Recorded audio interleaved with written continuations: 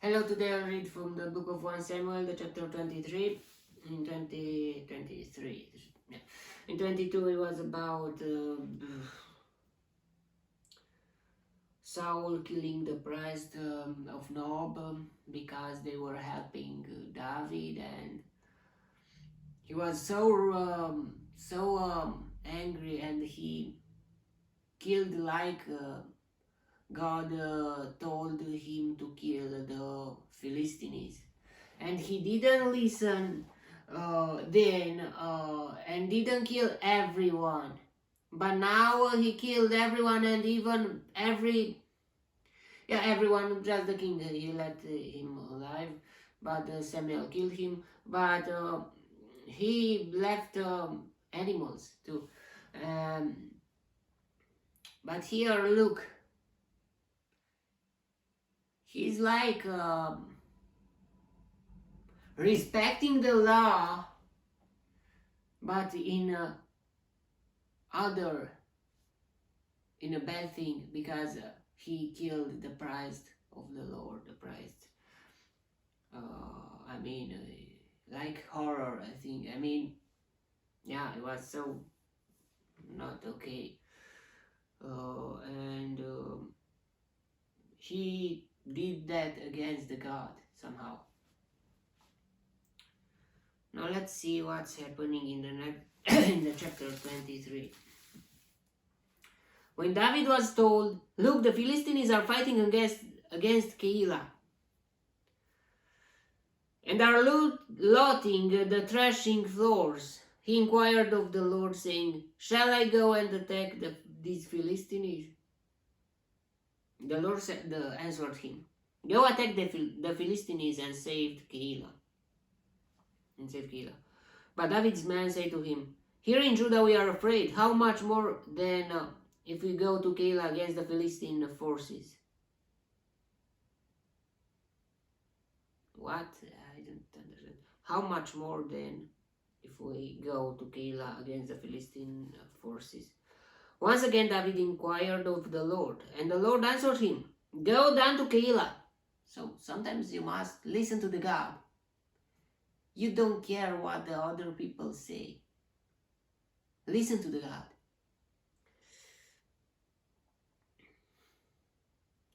"Go down to Keilah, for I am going to give the Philistines into your hand." So David and his men went to Keilah, fought the Philistines, and carried off their livestock. He inflicted heavy losses on the Philistines and saved the people to Keilah. Now Abiathar, son of Ahimelech, had brought the ephod down with him when he fled to David at Keilah. Saul was told that David had gone to Keilah, and he said, "God has handed him over to me, for David has imprisoned himself by entering town with gates and bars." And Saul called up all his forces for battle to go down to Keilah to besiege David and his men. When David learned that Saul was plotting against him, he said to Abiathar the priest, "Bring the ephod." David said, "O Lord God of Israel, your servant has heard definitely that Saul plans to come to Keilah and destroy the town on account of me. Will the citizens that Saul plans to come to Keilah and destroy the town on account..." it was the same line. "Will the citizens of Keilah surrender me to him?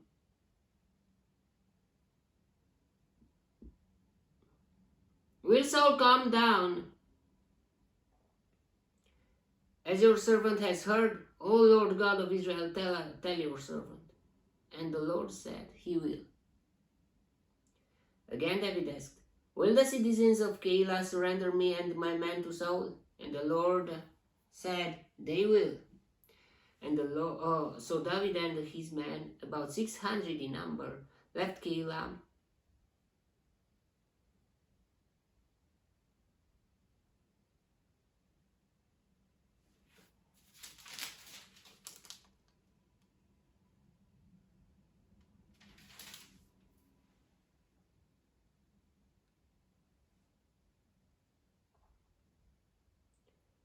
and kept moving from place to place. When Saul was told that David had escaped from Keilah, he did not go there.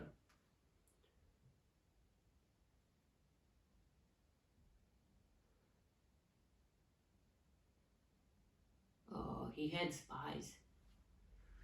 Saul had spies.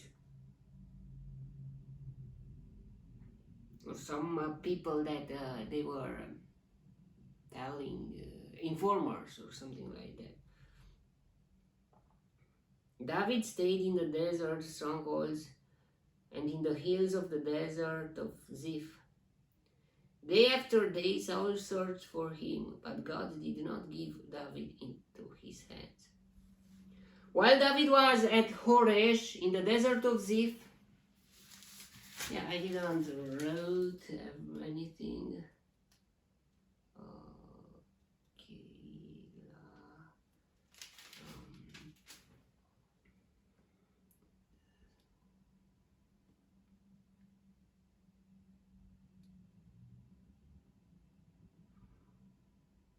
Day after day Saul searched for him, but God did not give David into his hands.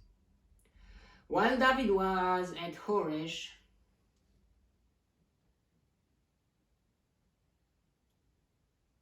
in the desert of Ziph, he learned that Saul had come out to take his life. He found out or something like that. And Saul's son Jonathan went to David at Horesh and helped him find strength in God. Wow. It's very nice to have a friend. Don't be afraid, he said. My father Saul will not lay a hand on you. You will be king over Israel, and I will be second to you. Wow. He was such a good friend that he gave his place, his throne, to David, and wow. Even my father Saul knows this. The two of them made a covenant before the Lord. Then Jonathan went home, but David remained at Horesh. The Ziphites went up to Saul at Gibeah and said, Is not David hiding among us in the strongholds at Horesh on the hill of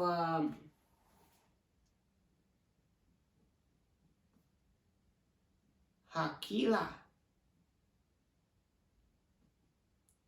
south of Jeshimon? Now, O king, come down whenever it pleases you to do so, and we will be responsible for handing him over to the king. They were with Saul. The Ziphites went up to Saul at Gibeah and said, Saul replied, The Lord bless you for your concern for me. Go and make further preparation. Find out where David usually goes and who has seen him there. They tell me he is very crafty. Find out about all the hiding places he uses and come back to me with definite information. Then I will go with you. If he is in the area, I will track him down among all the clans of Judah. He is not chasing a ghost anymore. So they set out and went to Ziph ahead of Saul.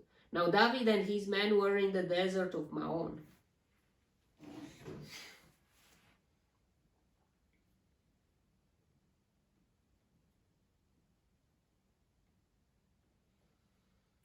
In pursuit of David. And what? In the desert of Maon, in the Arabah.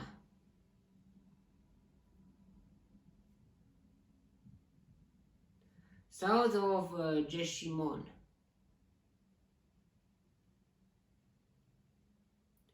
Saul and his men began the search, and when David was told about it, he went down to the rock and stayed in the desert of Maon. When Saul heard this, he went into the desert of Maon in pursuit of David. Saul was going along one side of the mountain, and David and his men were on the other side, hurrying to get away from Saul. Wow. Very interesting. As Saul and his forces were closing in on David and his men to capture them, a messenger came to Saul saying, "Come quickly, the Philistines are raiding the land." Then Saul broke off his pursuit of David and went to meet the Philistines. That is why they call this place Selah.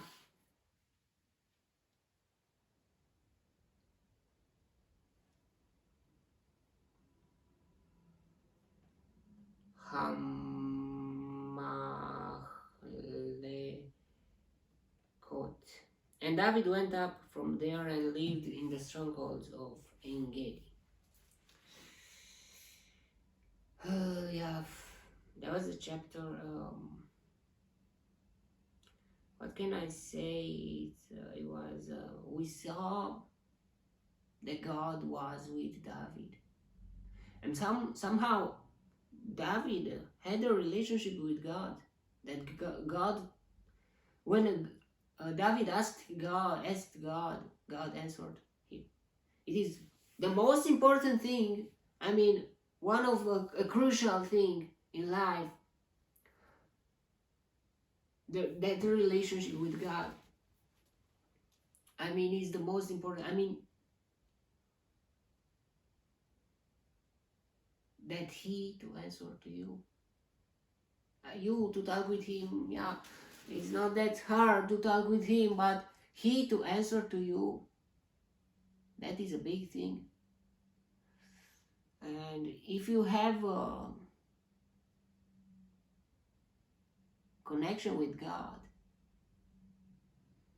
oh, I will wish to have that. I mean, for my teenage life, I tried to have a connection with God, but I didn't found it anymore. Not anymore. I didn't found it at all. I mean, it's very, maybe God is talking with me so rare, and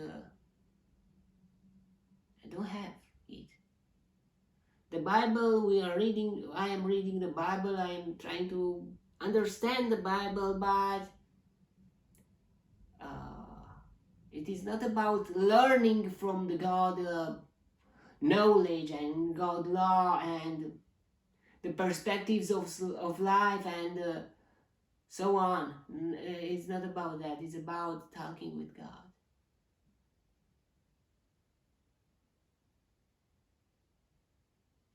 Asking Him and He to answer.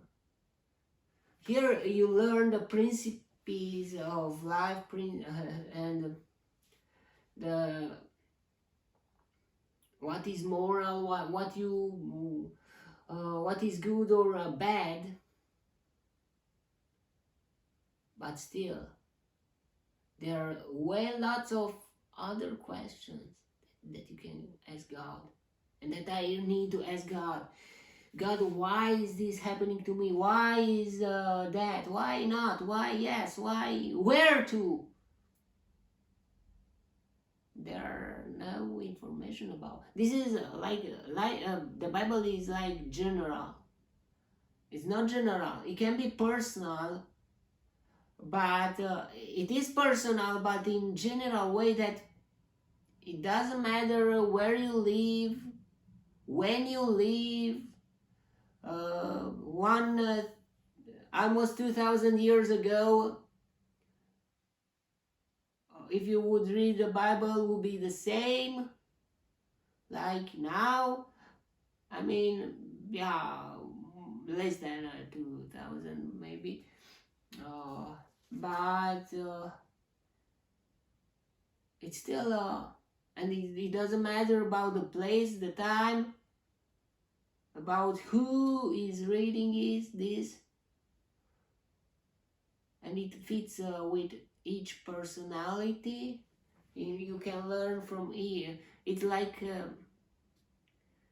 connection that it can connect with every person, but still there are lots of questions of life, of why, what, where, how, when, lots of questions. Why? Why not? Yeah, maybe you can learn why somehow. If you study a long time the Bible, less or more, but still there are lots of questions. Why? Yeah, why? Why? Why this? Why that? Why not? Why? What is happening? Yeah,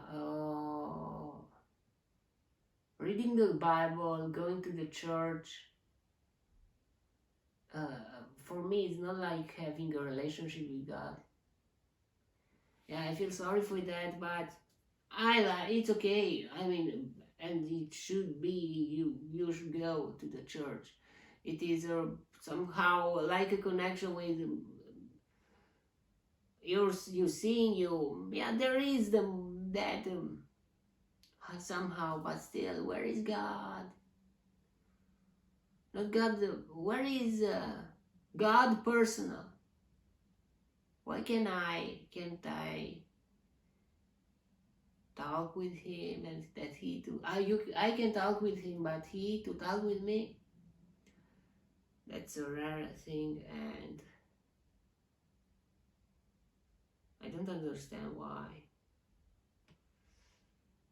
I'm a bit sad about this. I mean, God, why? Why you are not talking with me? You said you love the people, you love me, you even died. Jesus Christ, you Jesus Christ died for me and so much, but you don't talk with me. Is that a love? Is that love? I don't understand God. I really don't understand him. I mean, he's acting like very, very sad. I mean, why God? Why you're not talking with me? Do you hate me? What is wrong?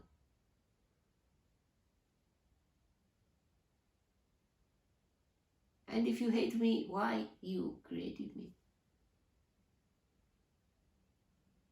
What is wrong? What is really happening? I mean, yeah, it is normal. Maybe not perfection, but normal. The humans are humans.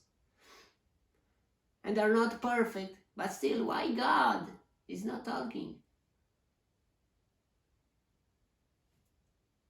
Yeah, principle is, how can I say in English? Important things like morality, but still, does this have something to do with me? Yeah, it have. You must learn from, yeah, you must meditate on that, but still, where is God? It is very sad. It's like God left us, but he didn't. Maybe for some people he didn't, but for some maybe he did. Or it's not, he just keeping his back on us. Or I thought maybe I am keeping my back on him. But what if he is different? I don't see like that. Because I was looking for God. I was looking for God from my 17 years old. Yeah, more than that. More than that. Way older, younger than that. But yeah, for my, I don't know. But why God is not answering? I mean, not just an answer. I don't need. I need conversation, open relationship with God. I mean, that I can chat with Him, that I can talk with Him like a person. Yeah, we need God. God is God. God is. But still, I thought that God is a person too. And He is not. He's not just a God, and He's the God, and we are His creation. And yeah, that is true. But maybe I need a friendship with God. And where is God? Why He is not talking with me or something like that? I mean, oh, I'm friend with God. Yeah. When was the last time God told you something? And not some verses that, yeah, it is possible that are some verses that it fit in your life, and wow, God is talking with me. Yeah, it can. God can use the word to talk with you, and lots of time He do that. For some people, for me, I see the Bible like a study, like about principle, about morality, about the God law, about who is God somehow, and about God, what He has done to us, and about, yeah, it is somehow to never give up, to have faith and trust in God. And we see the lives of the people, and we see that God was with David here, and God didn't let him, and we can learn a lot from God, what He has, what was His attitude on each person, on each people, a person that were with God and that were without God. And we see that here too, and we can track God from here too. We can follow God in each person's life and in each history in the of the Bible, of the Israelite people, and of the what is written here. And yeah, but still, I think we all need a personal relationship with God. And I don't know, I didn't find out how to have that. Some people say that by praying you're talking to God, and maybe it's the closest relationship with Him. I mean, you study the Bible to know the things, but to have knowledge, but somehow you talking with God is the praying, but still there maybe it's still missing something. Maybe God is talking with you somehow, but that depends on each person. Okay, that was the chapter. May the God bless me, protect me, and delight me in the next chapter too. And if He wants, you will see me there too. God bless you all, and goodbye.